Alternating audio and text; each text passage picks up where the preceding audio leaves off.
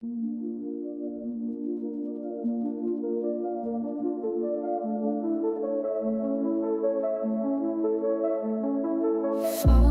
in the moment, can't find my breath.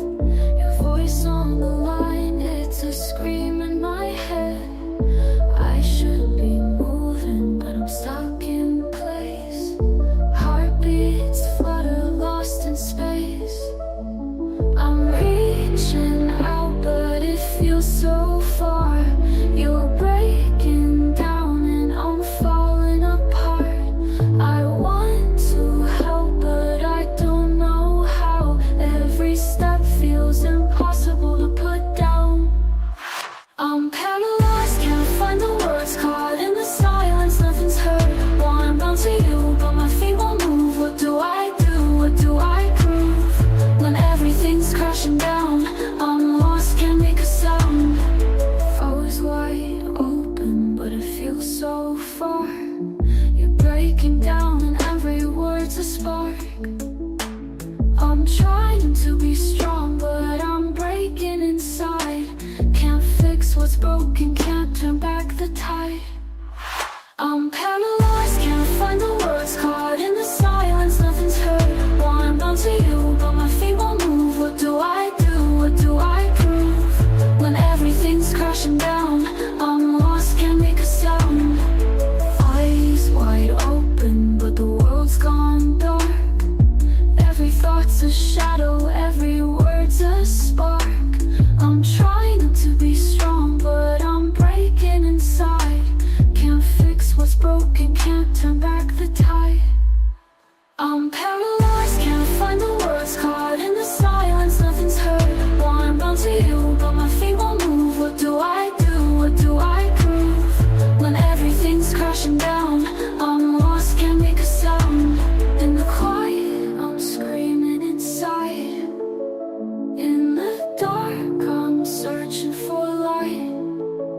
But I'm stuck in the middle, nowhere to go. Trying to be the strength you need, but I don't know.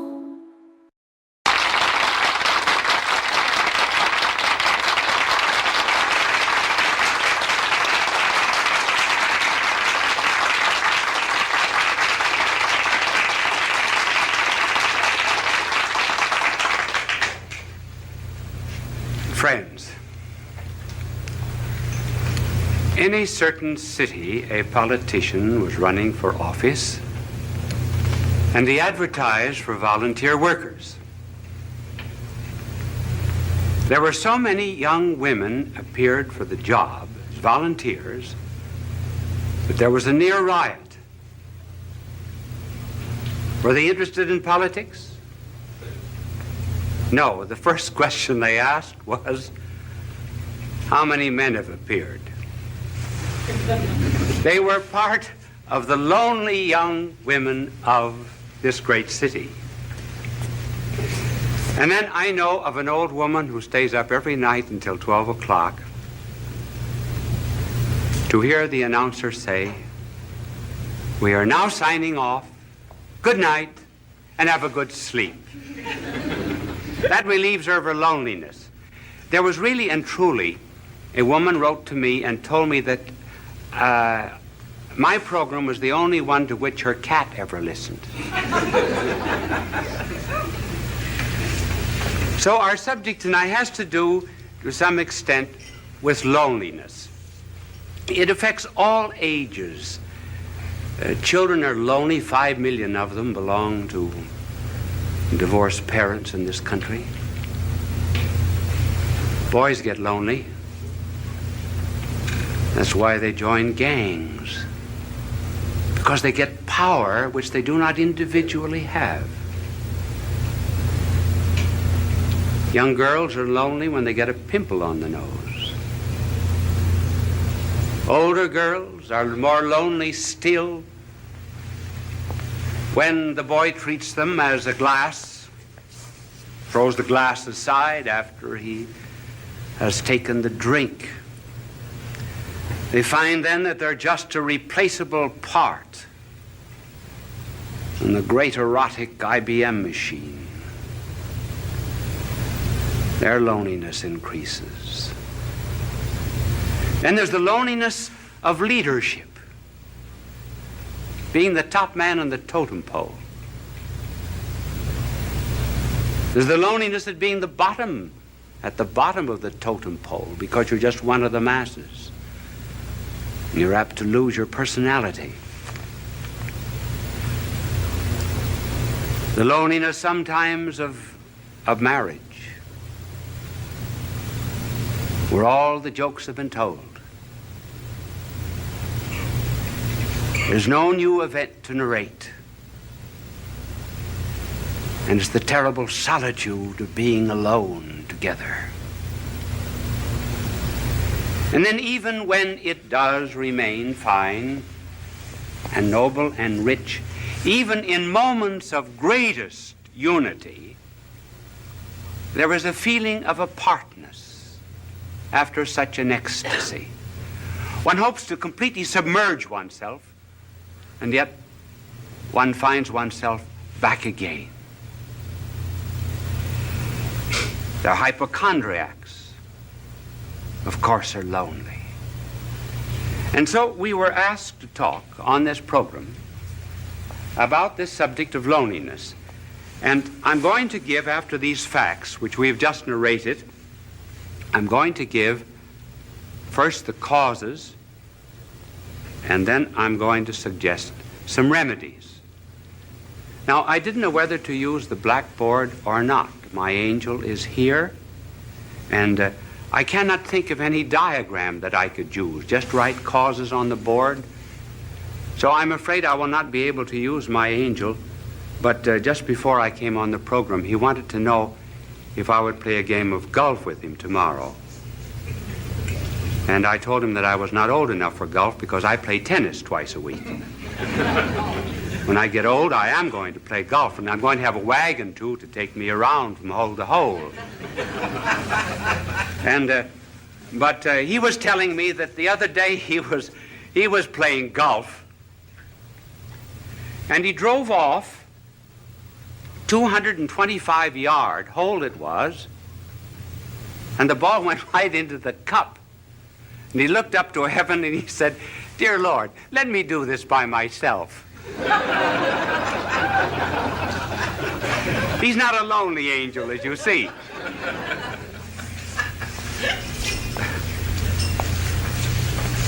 Now, what are the causes of loneliness? Well, one of the causes of loneliness has to do, first of all, with the lonely people themselves. And another reason why they are lonely is because of people who are not lonely. First of all, on account of the lonely themselves. They want to be loved too much. They want to love, to be loved. Now, there's nothing wrong about wanting to be loved, because we're all Stradivarius violins without bows. I didn't mean that pun. We are... one of the difficulties of an unprepared, unscripted play. And we're cups without saucers. We are to be complimented. But the deep loneliness of which we are speaking comes from an excessive desire to be loved. The more I want to be loved,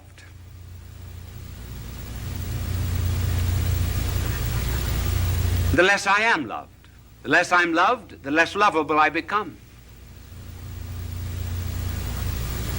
The less lovable I become, the less I'm capable of loving others. And that's how, by a desire to seek only oneself and to please oneself, one gets caught like a bird in a fowler's net. And the more one struggles to get out of this loneliness, the more one is captured by it. And just take some concrete examples of this desire to be loved. I know of a mother whose daughter was away at college. And she used to call up the daughter every night would keep the daughter on the phone for an hour and protested to the daughter that she was not appreciated as she should be. And because other girls in this college wanted to use the phone, she said to her mother, "Mother, I'm forbidden to use the phone anymore." One day, the superintendent had sent for her, and she was unable to answer the phone, and she told her mother, "Send someone to answer the phone for her." The mother said, "This is the end," and she refused to see her daughter again. Thus, by wanting too much to be loved without loving, one loses even the love that one seeks. And then there was a fiancée. She used to. I wonder if any of you young women in the audience ever do that. Do you know what she would do? She would write down in a book every time the boyfriend called how long he spoke. She also wrote down how often he wrote and how many words he wrote in each letter. She felt that she wasn't loved enough, so she began writing herself anonymous letters, threatening her.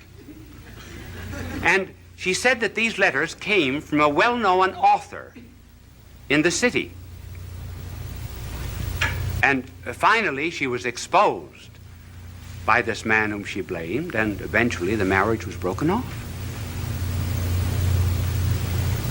She just loved too much, loved to be loved. And then there was the wife who felt that her husband was paying no attention to her, insisted that he stay away from work. She wanted to go to a picnic, wanted to go to the beach, and he found excuses many times, and finally he lost his job. The marriage broke up. So one of the principal reasons of loneliness, therefore, is this egotism which seeks only oneself. And you can already see the cure anticipated by the mere fact that we mention this cause. But then there's another cause of loneliness, and that's on the part of the people who are not lonely. They do not bring any love to these people.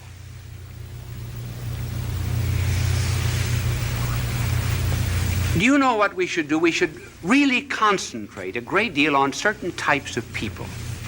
We should concentrate on the unfortunate, on the poor, on the socially disinherited, on the unloved, particularly the unloved, and on the ugly.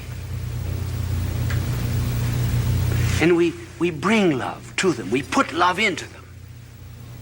Then they become lovable. Now, for example, you are very lovable to God. Did you know that? You say, well, what is there in me to love? Nothing. But he put his love into you. That's why you're lovable. And that's what we have to do with other people. And so the loneliness of these people is increased also because the rest of us will not listen to them. Listening is a therapeutic. There was a psychologist who formulated a marriage case that involved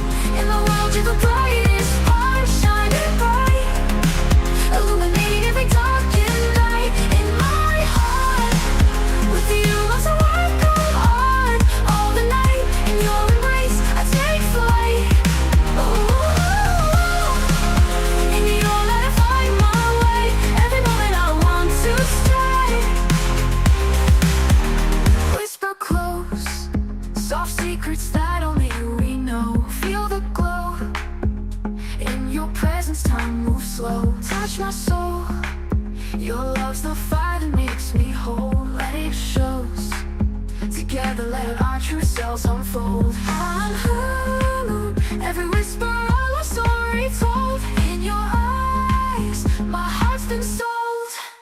You are a star in the world, you're the brightest part, shining bright, illuminating every darkened night. In my heart, with you lost a world come on. All the night, in your embrace, I take flight. Oh baby, with you every day feels right.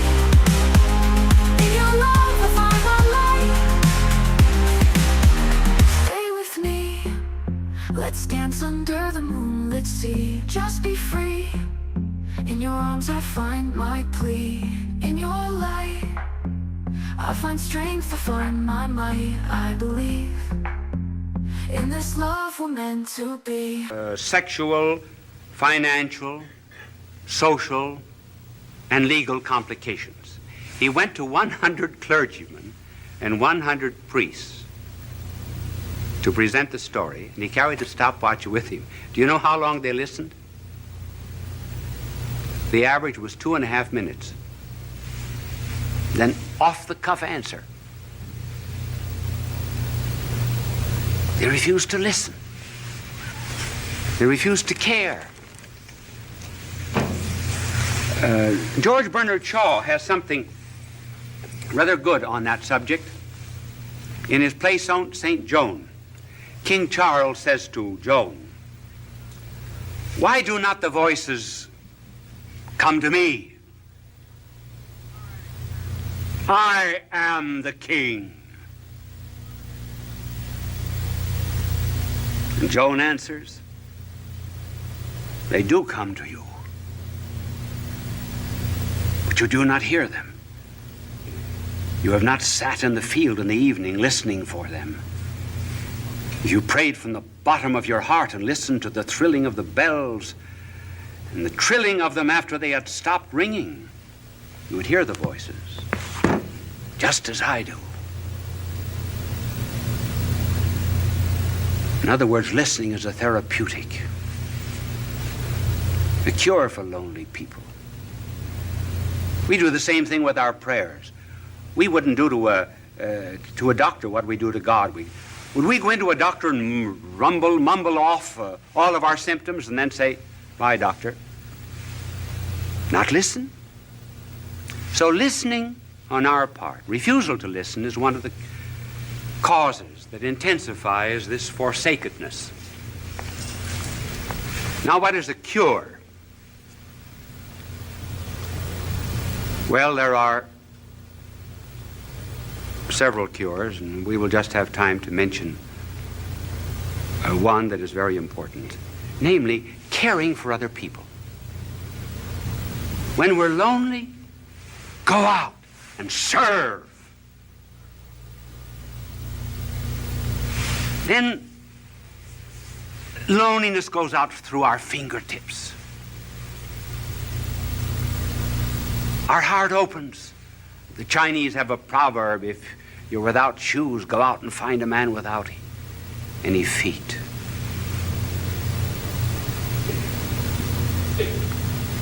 Caring for others. I remember when I first went to Europe to study, to do my university work as a young priest. The first Christmas I was lonely. I was really lonesome. I think it was the only time in my life I was lonesome.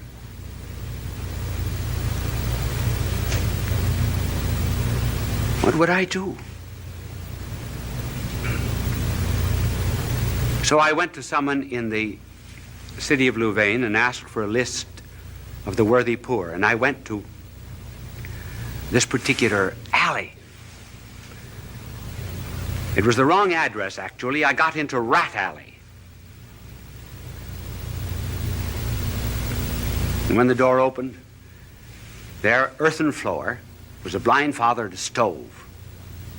10 children barefooted around the stove, a ladder leading up to the second floor, one bed upstairs, bed downstairs. The children slept crosswise. I asked the family what they had. This was Christmas Eve, what they had for dinner, and she opened a bag of straw. The children had no sabots, no wooden shoes. I took care of them for 4 years while I was studying at the university. Got them jobs, rehabilitated them. I felt at times perhaps they were drawing on me. But do you know that the day that I went up for my examination as a professor at that university, as I went in at 9 o'clock to face 200 professors, I saw the whole family coming down the street. I asked them where they had been, and they said, for the last 2 days, we've been at a shrine praying for you that you would pass the examination. We walked all the way back. I was never lonesome again. That's the cure. Helping the neighbor. But here's something to remember, too. We think we should not be lonely. In this age of psychiatry, there are 2 or 3 conclusions that our world has drawn which are false. One is that we should never have a tension. Certainly we have tensions. We must have them. We've got body and spirit, and they go in opposite directions. They have 2 different landing fields. Certain tensions are normal. If we didn't have them, we would be abnormal. And then we're lonesome. Sure. There's a metaphysical loneliness. Perfection is not here. This is not our home.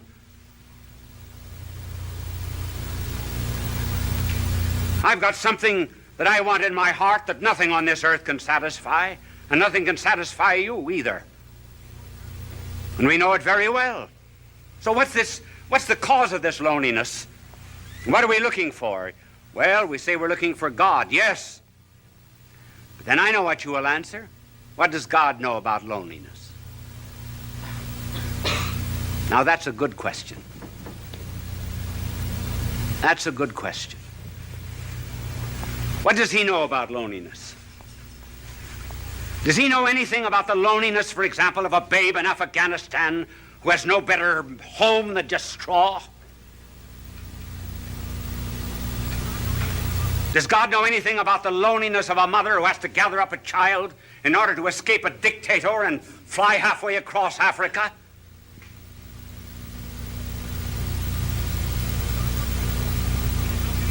Does God know anything about the loneliness of a man that's born on the wrong side of the tracks? Who's isolated socially from people simply because his hands are calloused with common labor and is denied decent society? Sure, does God know anything about that kind of loneliness, for example, in which one is expelled from a city, disowned by one's own people? Does he know anything about the loneliness of being deserted by friends? Does he even know anything about the loneliness of feeling doubts even about religion, doubts even which one cries out, why hast thou abandoned me? Does God know anything about these things? Yes, those are good questions. Now suppose that there was a figure that came into all of this loneliness and so immersed himself in it that he would not immunize himself from it, would not cut himself off from it. Would you, for example, be the only one on the battlefield that was whole and not help any of the wounded? And so if there was a figure that came into this world of ours and refused to isolate himself from loneliness and felt it so much that blood poured out from his body, felt loneliness so much that as if all the robberies of the world were thrust into his hands, as if he himself were guilty,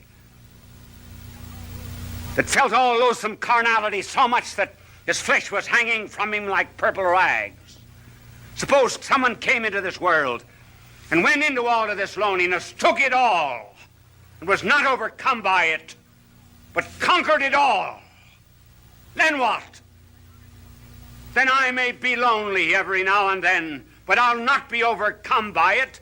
Then I have a captain, kind of a captain who did presses not a button in heaven from a celestial command. But I have a captain